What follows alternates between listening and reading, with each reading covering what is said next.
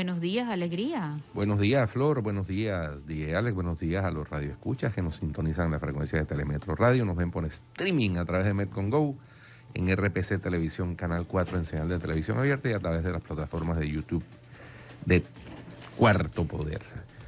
Bienvenidos a la edición de hoy jueves 28 de abril del año 2022. Flor, y hay abundancia en noticias tanto internacionales como locales. En el plano local, pues un jurado de conciencia declaró ayer no culpables a 4 exmilitares que estaban sentados en el banquillo de los acusados. Por el asesinato de Eliodoro Portugal. Por la desaparición de Eliodoro Portugal. El Estado panameño ya fue condenado por la Corte Interamericana de Derechos Humanos. Por eso hay una calle que se llama calle Eliodoro Portugal en el corregimiento de Santana. Pero estaba pendiente de hacerse el juicio por la desaparición a estos 4 exmilitares. Hay otro, Melbourne Walker, que el juicio es aparte porque él solicitó que el juicio fuera en derecho y no en conciencia.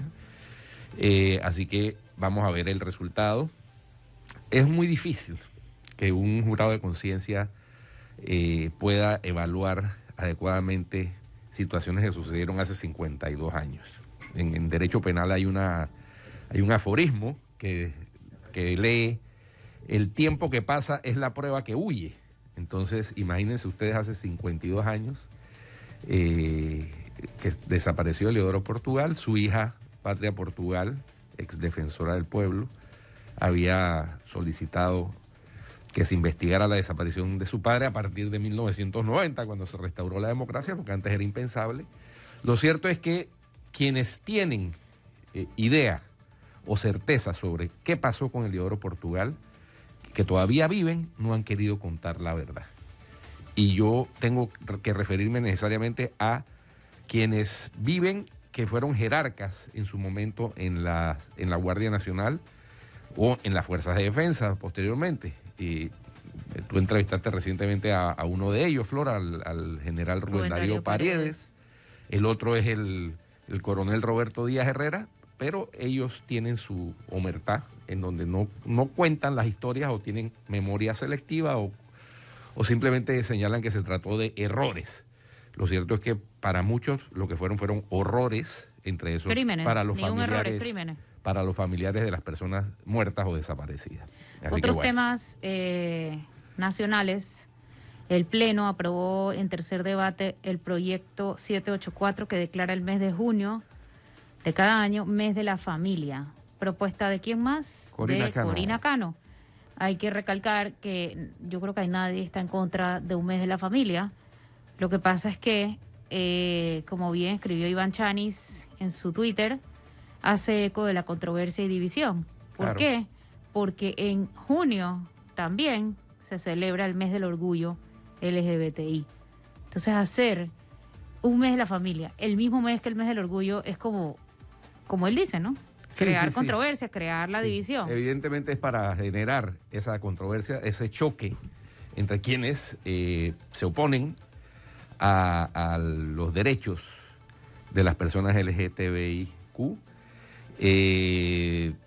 y porque los LGBTQ no se oponen a proteger la familia, ¿no? Ni están en contra de la familia tradicional, simplemente promueven el derecho de la diversidad en la familia, que es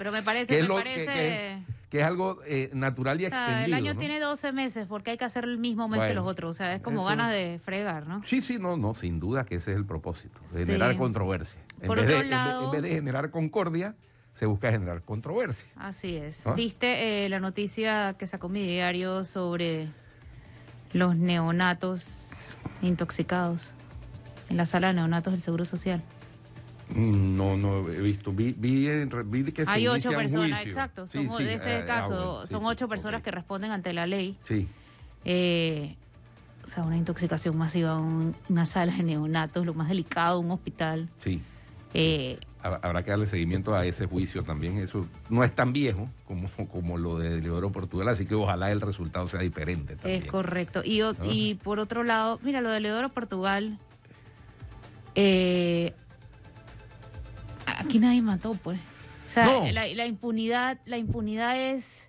Flor, esta mañana escuchaba al profesor Edwin Cabrera decir que hay cosas fundamentales de la época de la dictadura militar, crímenes que ocuparon primeras páginas y que fueron causa de crisis en esa época, que no se sabe quiénes fueron. No aparece la cabeza, ni se sabe dónde está, de Hugo Espadafora. No aparecen los restos del padre Héctor Gallego. Y ahora se declaran no culpables a los imputados por la desaparición de Eliodoro Portugal. Entonces, mientras los militares, reitero, que estaban al frente de esa institución, no cuenten y rompan esa omertad que tienen, ese secreto que tienen, que yo no entiendo por qué lo tienen, si son respetuosos de Dios y de la ciudadanía panameña, deberían decir lo que saben. Eso es así de sencillo, pero mientras tanto no. Y entonces, ¿qué los podría motivar a decirlo y qué los podría motivar a esconderlo? Se terminarán de morir, porque esa es la ley natural, el tiempo pasa, bueno, igual el que cuerpo Noriega, envejece, pues, así es, que murió sin decir nada. Se llevó los secretos a la tumba. Oye, me imagino que por parte de ellos lo que se apuesta es a la frágil memoria colectiva. Es correcto. Bueno. Y el ministro Pino dijo, bueno, no sé si en el informe se dieron cuenta que había una indicación clara de falta de transparencia en los estamentos de seguridad. Y el ministro Pino salió y aclaró que él está haciendo una autodepuración en el ministerio y que ahora metieron polígrafo y pruebas de confiabilidad. A mí me encantaría saber desde cuándo. Sí, no. Porque es que resulta que cuando sale el informe ya lo estábamos arreglando, o sea. Esa debería ser una labor permanente, no solo en el Ministerio de Seguridad, en los estamentos de seguridad, sino en todas las instituciones del Estado. Porque, Flor, el factor humano es el que incide en que haya estas desviaciones. Y eso tiene que ser parte de la política pública de todo el sector gubernamental, de todas las instituciones del Estado. Autodepurarse, sacar a las manzanas podridas. Haciendo un parangón con una metáfora conocida. Sacar a las manzanas podridas de la canasta, porque de lo contrario entonces se puede producir una podredumbre masiva. Entonces eso es una labor permanente. Y para eso hay el Código de Ética de los servidores públicos, para eso hay las normas establecidas en el Código Penal. Cuando se traspasan los límites, se cometen ilegalidades, abusos o delitos. Y eso es permanente. Es decir, qué bueno que haya anunciado que están implementando el polígrafo. Ojalá se implemente de verdad. De manera que cuando... Y no de manera selectiva De también. manera que cuando haya un examen, porque es penoso que nos tengan que hacer un examen de afuera, pero cuando hay un examen interno, se logre hacer esa depuración y se comunique a la ciudadanía, oiga, miren, detectamos que hay estas o hubo estas y estas desviaciones y han sido corregidas. Eso es lo que cualquier ciudadano de un país que se respete aspira a recibir de sus autoridades. Tú lo has dicho, un país que se respete. Bueno. Hay otras cosas importantes a destacar para las personas que se van a ir a la playa mañana, viernes. Los genios del Ministerio de Obras Públicas anunciaron que en el tramo Puente de las Américas a Raiján van a hacer trabajos de voladura a la altura de Lomacoa. Entonces van a cerrar parcialmente ambos sentidos de la vía interamericana mañana, viernes de fin de semana largo, de 12 de mediodía a 2 de la tarde. Entonces están mandando a la gente a tomar las vías alternas, Centenario y Paraíso. ¿Es de 12 a 2 o es de 12 a 12 y 20 y de 2 a 2 y 20? No, ahí dice un lapso de 20 minutos entre este y este, varias veces 20 minutos, obviamente. Eso no puede hacer una vez. Pero el tema es, ¿por qué un viernes cuando medio Panamá se va para la playa? Bueno, o sea, de verdad. Esa es una de las cuestiones. Y esa es una obra que está desde el año de Añabupa. O sea, que pudieran haberlo hecho hoy, pudieran haberlo hecho la otra semana. Pero ¿por qué el viernes? Eso se puede hacer a las 3 de la mañana, 2 de la mañana, que no hay tanto tráfico, que puedes desviar el poco tráfico que hay por el puente Centenario. Pero si lo vas a hacer de trauma. Día, que a las 12 del día no es una hora tenaz, es verdad, pero no un viernes de fin de semana largo. O sea, yo no entiendo con qué cabeza piensan, oye. Yo me imagino, Flor, pero no sé, yo me imagino por ingracia de discusión, que la empresa contratista tiene un cronograma y coincidió con sí, eso, pero que con coincida lo tienen que mover, o sea, ¿por qué tienen que afectar a todo el mundo con lo poco que hacen? Y entonces para que el presidente no tenga que ir a decirles entonces que aceleren el paso como hizo el otro día el Hospital del Niño, que lleva 1.5% de avance y solo hay 60 personas trabajando ahí, y el presidente fue allá a recordarles que no está hecho de leche condensada. Es correcto. Pero bueno, otra cosa, no sé si vieron ayer el mensaje de José Luis Fábrega, el alcalde, diciendo esto. El pueblo ha levantado su voz y me ha brindado el apoyo en contra de la revocatoria de mandato, el cual es un proceso inconstitucional que viola la democracia de una ciudad que me brindó la oportunidad de ser su alcalde. Defendamos nuestro voto, estoy agradecido. Insiste. Esto lo puso y lo ilustró con 4 fotos donde se ve la gente apoyándolo. La pregunta para el alcalde es, ¿quién pagó a esas personas para que fueran allá? Porque llegaron en buses, los buses no son gratis. Lo que me llama la atención es que insiste en el tema de la inconstitucionalidad. Digo, él va a insistir hoy vamos a hablar, que se muera, o sea. Hoy vamos a hablar con nuestro invitado, ex magistrado del Tribunal Electoral, Guillermo Márquez Amado, sobre ese tema. Porque es que en el Código Electoral vigente del año 2022 aparece la revocatoria de mandato de los alcaldes y aparece el procedimiento. Y quien puede o no determinar si eso es constitucional o no es el Pleno de la Corte Suprema de Justicia, no el señor José Luis Fábrega, ni su abogado Carlos Carrillo, ni las otras personas que andan abanicando esa hipótesis.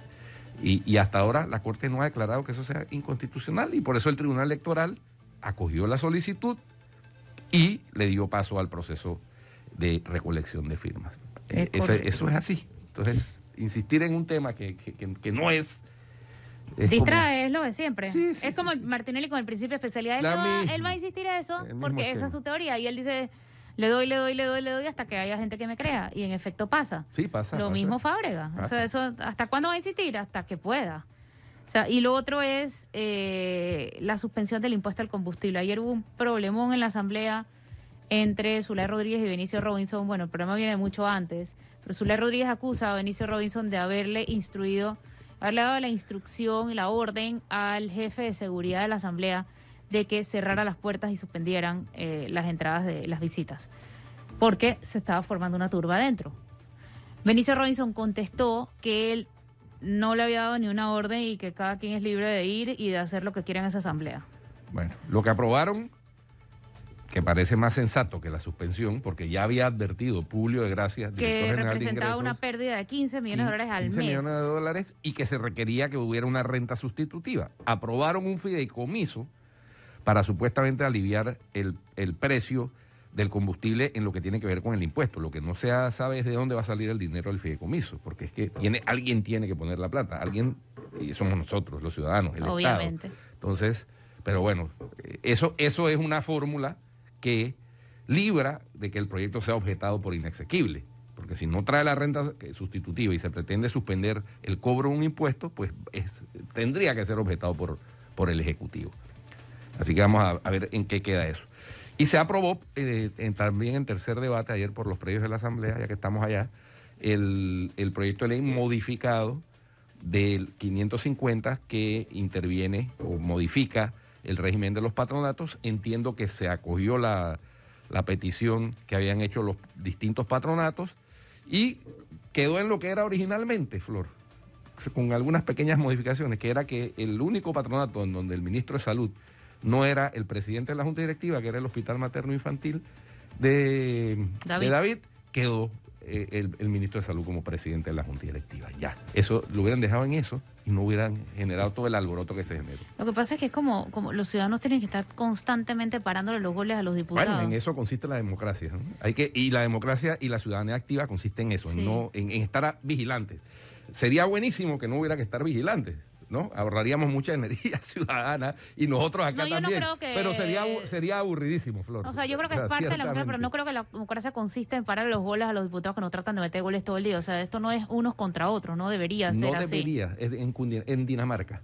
No en Cundinamarca sabemos que tenemos que estar vigilantes con el ojo y la lupa puesta sobre todo, porque de lo contrario, ahí sí somos porteros, de verdad. Nosotros sí somos porteros. Bueno. Y nos toca. Nos toca. Vamos a un cambio y ya volvemos, no se vayan.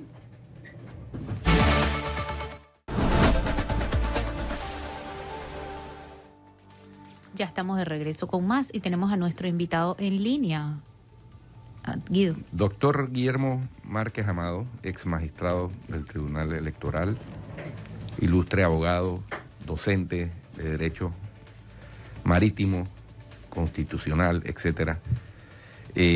Doctor, queremos consultar su opinión autorizada sobre el manido argumento por parte del alcalde, su equipo legal y de algunos otros abogados que dicen que no tienen nada que ver ni con el alcalde ni con el equipo legal del alcalde, que sostienen que el proceso de revocatoria del mandato iniciado por el Tribunal Electoral a instancias del abogado Roberto Ruiz Díaz es inconstitucional porque no está previsto en la Constitución. Queremos su punto de vista al respecto. Bueno, muy buenos días. En primer lugar, debo decir que el artículo 2 de la Constitución, voy a leerlo textualmente para no incurrir en ninguna omisión, dice: el poder público solo emana del pueblo. Lo ejerce el Estado conforme esta Constitución lo establece por medio de los órganos legislativo, ejecutivo y judicial, los cuales actúan limitada y separadamente, pero en armónica colaboración. Insisto, en la primera línea, el poder público solo emana del pueblo. El presidente, los diputados, los alcaldes, los representantes de corregimiento, todos ellos llegaron a esa condición de funcionarios públicos gracias a la benevolencia del pueblo. Normalmente se entiende que quien tiene poder para hacer algo, tiene el poder también para deshacer algo. Pero entonces continuemos con esto. Un poquito más adelante, otro artículo de la Constitución dice que no habrá fueros, ni privilegios, ni discriminación. Eso está en el artículo 19. Más adelante todavía, cuando se habla de las funciones del presidente, en el artículo 191 se dice que el presidente de la República solamente es responsable, y lo voy a leer también para no incurrir en ninguna omisión inadvertidamente, dice: el presidente y el vicepresidente de la República solo son responsables en los casos siguientes: por extralimitación de sus funciones constitucionales, por actos de violencia o coacción en el curso del proceso electoral, por impedir la reunión de la Asamblea Nacional, por obstaculizar el ejercicio de las funciones de esta o de los demás órganos o autoridades públicas que establece la Constitución, y por delitos contra la personalidad internacional del Estado o contra la administración pública. En los dos primeros casos, la pena será la destitución y de inhabilitación para ejercer cargo público por el término que fije la ley. No habla de ningún otro caso en el cual que pueda ser juzgado el presidente y que pueda responder. Solo en esos casos puede ser inhabilitado en el ejercicio de sus funciones. Es decir, ahí hay una prohibición expresa. Pero avancemos. En el capítulo correspondiente a los representantes de corregimiento, el artículo 227 dice: la representación se perderá, no dice la representación de los corregimientos, la representación se perderá por las siguientes causas: el cambio voluntario de residencia a otro corregimiento, la condena judicial fundada en delito, la revocatoria del mandato conforme lo reglamente la ley. En otras palabras, la Constitución prevé que pueda haber revocatoria de mandato sin decir expresamente que es solamente para los representantes de corregimiento, aunque está dentro del capítulo correspondiente a los representantes de corregimiento. Más adelante también dice que los alcaldes son electos por votación popular, porque, como ya mencionaba, el principio es el de que el soberano es el pueblo. Y siguiendo la misma lógica y el mismo razonamiento, quien nombra también quita. Lo que En el este sentido, alcalde alega es que no está explícitamente permitido, en la Constitución. hay muchas cosas que no están explícitamente contenidas en la Constitución, y no solamente en la Constitución de la República de Panamá, en todas las constituciones de todas partes. Es común que la Constitución sea un conjunto de normas que son como una especie de marco con respecto a la organización del Estado, y luego la ley se encarga de desarrollar todas esas responsabilidades y todas esas condiciones. De manera que yo creo que ese no es un argumento válido. No quiero entrar a considerar de ninguna manera, por cierto, si hay mérito o no para que se haga lo que se está haciendo. Pero lo que sí quiero dejar muy claro, y además creo que es sano para las sociedades, que los funcionarios públicos elegidos por el soberano, que es el pueblo, sepan que llegaron ahí porque se deben a ese pueblo, y ese pueblo los eligió para que actuaran en función de los intereses de ese pueblo. En segundo lugar, que ese mismo pueblo los puede remover en el momento en que lo considere, porque es el soberano. De tal manera que sería una muy sana medida que se contemplara tan claramente como pudiera ser, lo cual no quiere decir que no se pueda hacer en este momento. Además, el artículo 456 y siguiente, si no me equivoco, pero otra vez voy a volver al propio Código Electoral para no incurrir en ninguna omisión. En la última reforma del 2022 se mantuvieron esos artículos, pero cambió la numeración, doctor. Es correcto. Se incluyó en la del 2017 y se sostuvo. Es cierto, tiene toda la razón. Sí. Pero ahí se dice: el mandato de los alcaldes de distrito que haya sido electo por partidos políticos o mediante libre postulación podrá ser revocado en la forma prevista en los artículos tales. Correcto. Ese es el artículo 508 actual. Ese es el artículo 508 Exacto. actual, y el procedimiento está en los artículos anteriores, precedentes. Y mira que me Tiene escribió razón, una persona acá que nos está escuchando que sostiene lo mismo que sostuvieron Guido, el licenciado Márquez Amado y también ayer Rodrigo Noriega. Dice, mientras la Constitución no prohíba expresamente algo, el hecho de que no esté en la Constitución no es suficiente para declararlo inconstitucional. Tendría que violar la Constitución o limitar algún derecho establecido para que entonces haya inconstitucionalidad. Bueno, esa puede ser la persona. Yo lo que debo dejar claro también, por otra parte, muy claro, que la Constitución le asigna la tutela de la guardia y custodia de la Constitución de la República a la Corte Suprema de Justicia. Esa es la única que puede determinar cuándo una norma es inconstitucional o no. Y acto seguido debo señalar que a través de una acción de inconstitucionalidad o de un amparo de garantías constitucionales o una advertencia de inconstitucionalidad, la Corte Suprema de Justicia puede entrar a conocer el fondo y puede decidir acerca de la constitucionalidad o no de la norma. Y en ese caso puede suspender, a partir del momento en que se dicta la sentencia, los efectos que se estuvieran demandando por esa vía. Eso es lo que dice nuestro sistema. La semana pasada hubo un incidente con el Tribunal Electoral que le enviaban al solicitante de la revocatoria, al que presentó la iniciativa, la copia de las personas que estaban firmando. ¿Eso está bien o no está bien? Mire, eso es debatible. Es necesario que se pueda corroborar que cuando se verifican las firmas de los ciudadanos que respaldan una medida como esa, se pueda tener la certeza de que quienes están firmando efectivamente son personas cuyas firmas, que son ciudadanos que existen, que tienen cédula, que tienen una firma que coincide con la que también tienen registradas en sus propias cédulas.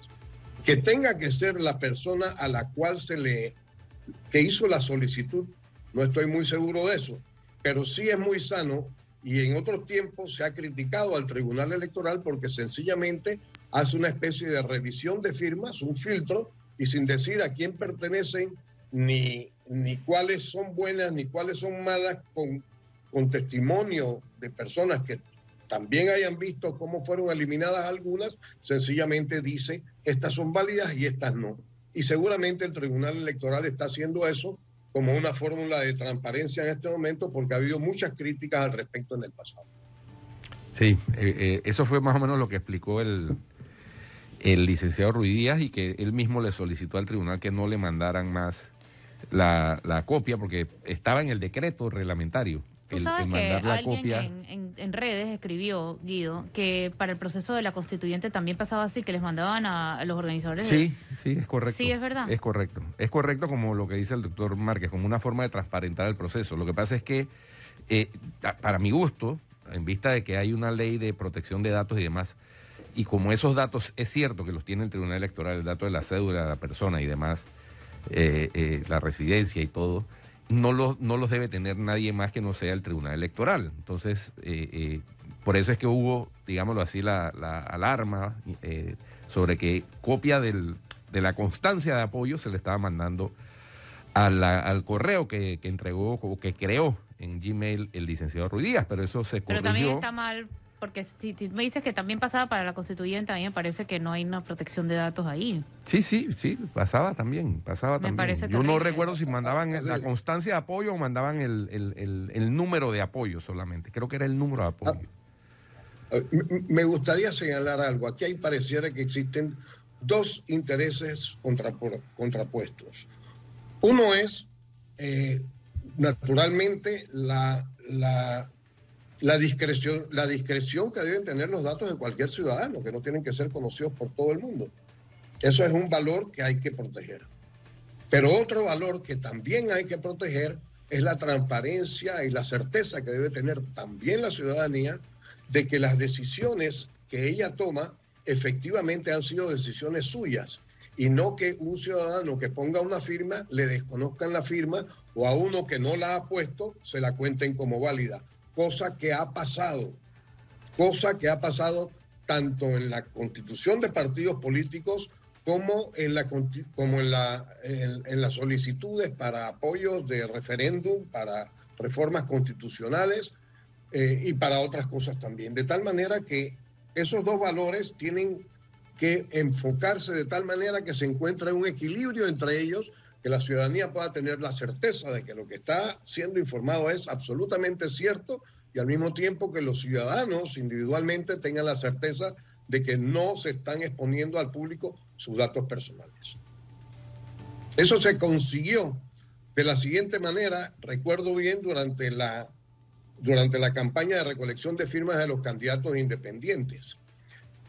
Los candidatos independientes podían designar representantes suyos ante el Tribunal Electoral en el momento en que se consideraba la revisión de la firma de todo ciudadano en pantalla, y entonces se podía ver, comparando con la pantalla que traía la cédula del ciudadano, si la firma en la cédula coincidía con los rasgos que tenía la firma en el libro correspondiente de apoyo. Doctor, otro cuestionamiento que hizo aquí presencialmente el alcalde Fábrega al Tribunal Electoral es que le llamaba la atención que hubiera kioscos de estos digitales del Tribunal Electoral para este proceso, recibiendo apoyos fuera del área de la ciudad de Panamá. Yo traté de explicarle que, bueno, mientras el proceso sea digital, las personas donde quiere que estén y mientras estén en el padrón electoral respectivo pueden apoyar, ¿no? Personas que estén en China, por ejemplo, digitalmente pueden apoyar el proceso de revocatoria. Entonces, a mí no me llama tanto la atención. Sin embargo, yo quisiera una opinión de parte suya, que fue magistrado del Tribunal Electoral. El requisito sí es que solamente los ciudadanos con residencia, con vecindad en el respectivo municipio o distrito sean los únicos que puedan revocar el mandato de un alcalde o de un representante en su caso, o en su caso debería ser de un diputado, o como en el caso del presidente de la República, que todo ciudadano panameño, viva donde viva, incluso en el exterior, puede votar por el presidente de la República, porque si no podrá votar estando en el exterior por un representante de corregimiento, pero sí por el presidente de la República, que tiene una representación nacional. Eso ha sido lo que ha venido interpretando el Tribunal Electoral, de tal manera que no es un acto, no es indispensable que el ciudadano tenga los pies dentro de los límites del corregimiento, distrito o provincia respectivo, sino, en el caso de que hubiera tal cosa, sino que tenga su vecindad registrada en el respectivo, en la respectiva circunscripción electoral. Esa ha sido la interpretación tradicional del Tribunal Electoral. Incluso permite que haya impugnación de residencias y se abren procesos judiciales para poder hacerlo cuando una persona se inscribe en un lugar donde no vive. Cambiando un poquito de tema, la revocatoria de mandato, proyecto de ley que vetó el presidente de la República, volvió a la Asamblea de los Diputados. Están insistiendo en el proyecto, cambiándole. Bueno, el presidente lo vetó por inexequible y los diputados han hecho unos cambios que tampoco le quitan lo inexequible al proyecto. No sé cuál es su opinión al respecto. Mire, hay que tener claro cómo se estableció la revocatoria de mandato. La revocatoria de mandato se estableció en las reformas constitucionales que se hicieron en 1983 y el propósito de las mismas era que los diputados no se lanzaran por la libre. Una vez que llegan al cargo, creen que ellos, y eso lo estamos viendo en este momento también, no con respecto a los partidos políticos, precisamente porque saben que pueden estar sujetos a revocatoria de mandato que dicte el partido político. Pero sí que una vez que lleguen al cargo se olviden de todo lo que prometieron y dijeron durante su campaña en cuanto a servirles a las comunidades en las cuales estaban corriendo para cualquier cargo de elección popular. Hay que tener muy presente que la Constitución también señala que los diputados deben actuar en el interés de la nación, y subrayo esa palabra, porque la Constitución no dice que deben actuar en interés de sus respectivas circunscripciones, pero sí dice que las representan, pero al representarlas no es para que actúen en interés de esa circunscripción únicamente, sino de toda la nación. Hay muchos diputados que se toman esa responsabilidad como si fuera estrictamente de su circunscripción circuital, en este caso.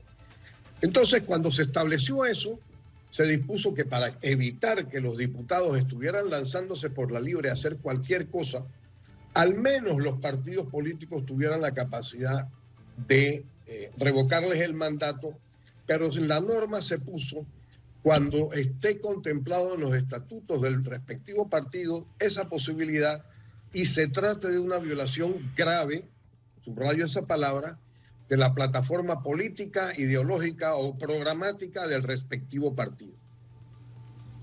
No ha habido antecedentes de revocatorias de mandato, salvo un caso y se trató de violación de la ley e incluso la persona fue detenida, era diputado, pero aparte de ese no ha habido ningún otro caso en que el Tribunal Electoral haya podido establecer jurisprudencia respecto a qué se puede entender como violación grave de la plataforma política, ideológica o programática. Por ejemplo, yo me puedo preguntar en este momento, ¿es violación grave de la política y de la plataforma política, ideológica o programática que un diputado, para escoger o para aprobar un magistrado de la Corte Suprema de Justicia o a un contralor propuesto por el Ejecutivo o a un procurador general de la Nación, decida votar que sí o que no? ¿Eso es una violación grave? Yo no creo que eso sea una violación grave, por lo menos a mí no me parece, porque no está en la plataforma política, ideológica o programática que sea B o que sea C, o que sea María o que sea José. Eso no está previsto. Sí lo sería, por ejemplo, que un diputado que es miembro de un partido liberal, por ejemplo, vote en favor de una ley que lo que hace es estatizar los medios de producción, con lo cual estaría eliminando la propiedad privada. Eso yo lo entendería como una violación grave de la plataforma política, ideológica o programática de un partido político, pero no cualquier cosa. Y en ese sentido, me parece que el Tribunal Electoral ha fallado por muchísimo tiempo en cuanto a no haber delimitado claramente qué debe entenderse como violación grave de la plataforma política, ideológica o programática, de manera que los diputados sepan que ellos tienen cierta libertad para decidir ciertas cosas, pero tampoco tienen libertad absoluta para apartarse de todas las cosas que el partido de ellos, en cambio, sí profesa y acepta como fundamentales en el partido. Y por otra parte, queda a salvo la posibilidad, que yo creo que tiene que establecerse más claramente, y sería sano también para nuestra democracia, que los diputados sepan que el pueblo, ese mismo que los eligió, igual que en el caso de los alcaldes y los representantes, sí puede revocarles el mandato. Sí, el tema, doctor Márquez, es si los partidos políticos tienen realmente una plataforma política, ideológica y programática, porque ahí hay un cuestionamiento también de si existe eso y está registrada esa plataforma política, ideológica y programática en el Tribunal Electoral, porque es que realmente los partidos políticos en Panamá, quizá con la excepción en alguna época del Partido del Pueblo y el Partido Demócrata Cristiano, y quizá en su inicio el PRD, todos son muy parecidos. Todos son muy parecidos. El Partido Liberal también, Bueno, sí, al comienzo, al inicio, el Partido Liberal que ya no existe, ¿no? Imagínese que, por ejemplo, existe el Molirena, que es una amalgama de corrientes ideológicas. Movimiento liberal, republicano, nacionalista, o sea, hay tres. Entonces, ese es todo un tema a desarrollarse por parte no solo del Tribunal Electoral, sino de los mismos partidos políticos que han abandonado, y no solo en Panamá, en buena parte del planeta, el tema de la ideología y de los principios programáticos y políticos. Coincido con usted plenamente, doctor Rodríguez. Yo creo que ese tema está aún en vías de desarrollarse, en vías de evolución. Como todo en los sistemas democráticos, las democracias tienen muy poco tiempo de estar existiendo. Las elecciones tienen 250 años en la historia de la humanidad, y la historia de la humanidad tiene mucho más de 5.000 años. De manera que podemos hablar de que es una cosa sumamente reciente, apenas se está haciendo. Por eso es que me parece que cuando hablamos de darnos oportunidades de hacer modificaciones totales o parciales de la Constitución política o de las leyes, esa es una ley natural. Siempre vamos a querer darnos la posibilidad de hacer modificaciones, ya sean parciales o totales, y no nos debemos cerrar las puertas en ese sentido. Usted formaba parte, si mal no recuerdo, del Pacto Bicentenario Cerrando Brechas, ¿cierto? Sí, señora. ¿Por qué renunció? En algún momento llegué a la conclusión de que el pacto, o el grupo que estaba en el Pacto del Bicentenario Cerrando Brechas, hacía propuestas, pero las propuestas no caminaban en el sentido de que se llevaran a cabo o se ejecutaran las recomendaciones que estaban previstas en esas propuestas. Y se quedaban otra vez en el marco de una promesa, de una posibilidad. Y ya la época de las posibilidades yo la entiendo como que debe ser superada. Y creo que en nuestra sociedad, los panameños, tenemos que ir materializando esas cosas que consideramos necesarias para el Estado panameño y que no se han hecho y que están aguardando ser hechas desde hace mucho tiempo.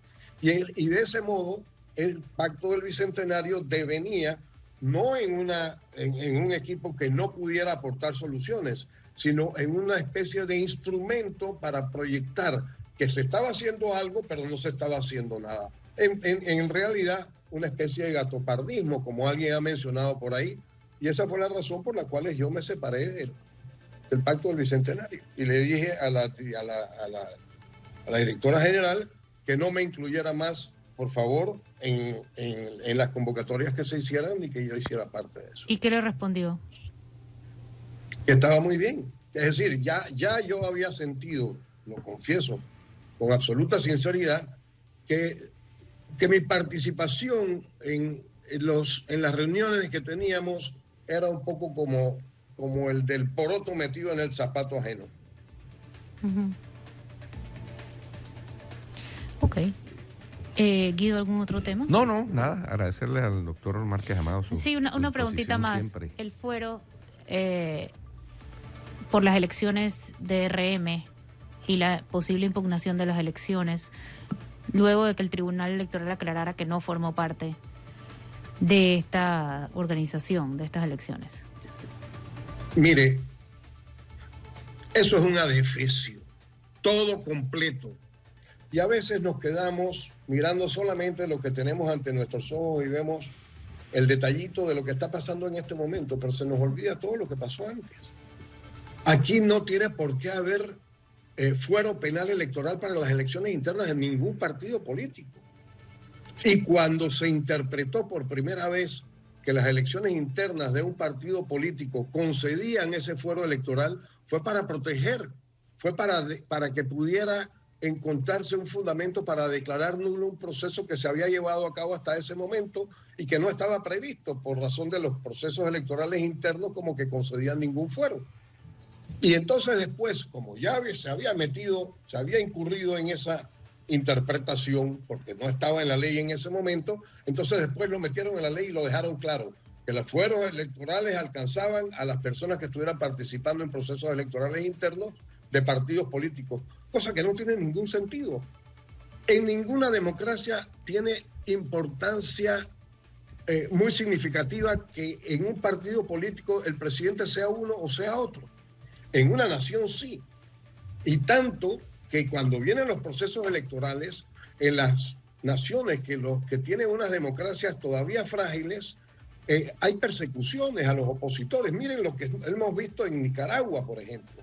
Y el fuero electoral se estableció precisamente para prevenir que en elecciones nacionales los opositores no tuvieran las garantías que tienen los demás candidatos y por consiguiente estuvieran en el mismo pie de igualdad. Y no solamente los opositores, también los ciudadanos, porque fue práctica socorrida en otros tiempos el limitar el acceso de los ciudadanos al voto cuando se sabía que esos ciudadanos eran de oposición. Y entonces se ponía una barrera de un ejército o de una policía que les impedía a los que ya se conocen en las distintas comunidades como que profesan simpatías a determinados candidatos o partidos políticos, a esos les impedían el paso, y a los que eran del Partido Conservador, por ejemplo, como ocurrió frecuentemente en Colombia, se les allanaba el camino para que fueran a votar.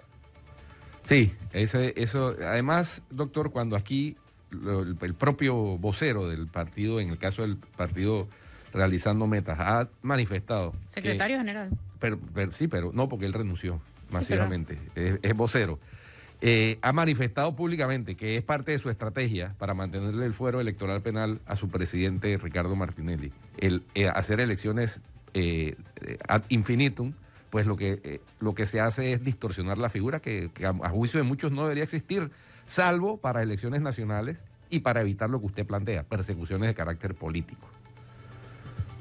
Permítanme decir que eso es absolutamente inmoral, porque es aprovecharse de un recurso que fue establecido para otra cosa, para las elecciones nacionales, y conseguir por ese medio una especie de protección que es buena para los delincuentes, pero no para que una sociedad pueda protegerse de esos mismos delincuentes que le hacen daño. Entonces, lo natural es que una persona inocente a la que le están endilgando o acusando haber cometido una falta, diga, no señor, yo no he cometido nada, investíguenme, mire, yo mismo voy a conseguir testigos, aquí se dice que yo hice tal cosa, eso no es verdad. Pero cuando una persona, en lugar de someterse a la justicia, que debe ser transparente también, lo que hace es que evade cualquier diligencia que tenga por propósito aclarar los hechos y establecer objetivamente qué fue lo que ocurrió, eso no es más que, para mí, un indicio de que está comprometido con la comisión del hecho que se le está imputando. Bueno, Muchas gracias, doctor Márquez. Tenemos que ir al cambio y regresamos con más en Cuarto Poder. mucho gusto.